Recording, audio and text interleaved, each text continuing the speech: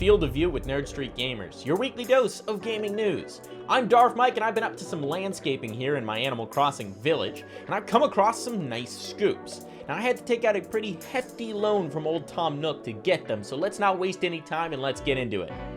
The 2021 inductees into the Strong Museum World Video Game Hall of Fame have been announced, and they are quite the range of titles. We've got Microsoft Flight Simulator, StarCraft, Where in the World is Carmen Sandiego, and the Animal Crossing franchise. Quite the range of genres, but you can't deny the impact that any of these games have had on video games and video game culture as a whole. Microsoft Flight Simulator pushed the boundaries of realism in simulation games and continues to do so today. StarCraft changed the way we talk about esports and competition and defined the RTS genre for years to come. Where in the World is Carmen Sandiego is one of the best educational franchises of all time, and I'd wager a lot of us learned a fair chunk of geography from those games.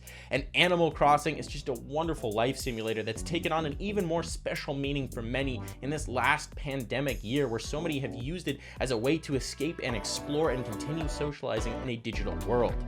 All of these games have their place in the Hall, and if you want to see what other games and franchises are in the Hall of Fame, you can head on over to worldvideogamehalloffame.org to check them out. If you think there's any titles or franchises that have been omitted that need their place in the Hall, hop on down to the comments and let us know.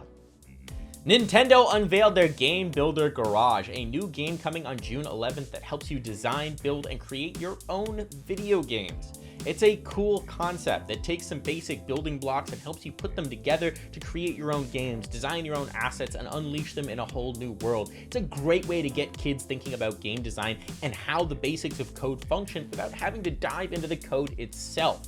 The game will also ship with a bunch of different modules and tutorials that help you put together some of the concepts of game design in a practical sense before unleashing them on your own worlds and creations. Again, really neat concept, could be a ton of fun, but if you're diving in, be forewarned, better not get too successful. We know what Nintendo does to popular community-made projects.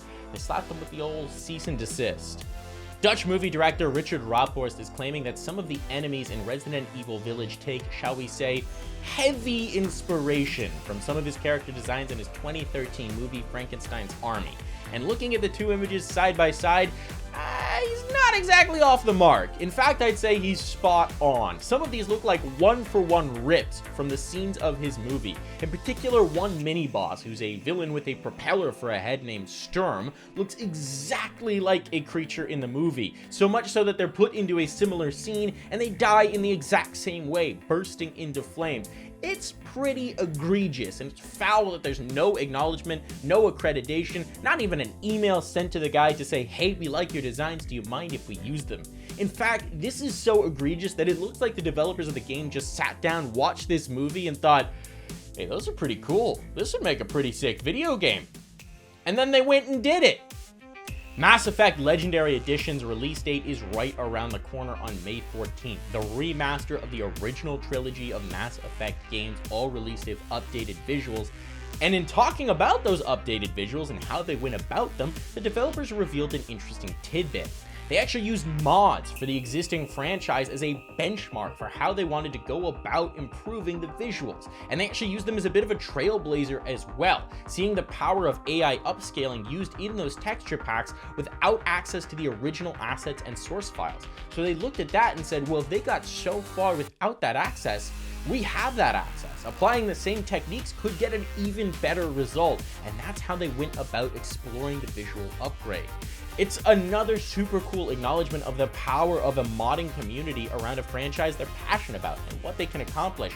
And if I could give BioWare a little piece of advice, follow in the fine video game tradition of extending job offers to those talented modders, giving them access to the same tools that you have and seeing what else they can accomplish. That's it for this week on Field of View with Nerd Street Gamers, your weekly dose of gaming news. Now I've got a bunch of turnips to sell, so I'm gonna go check the price on the exchange and... is that a balloon? Oh no! Not the bees! Not the bees!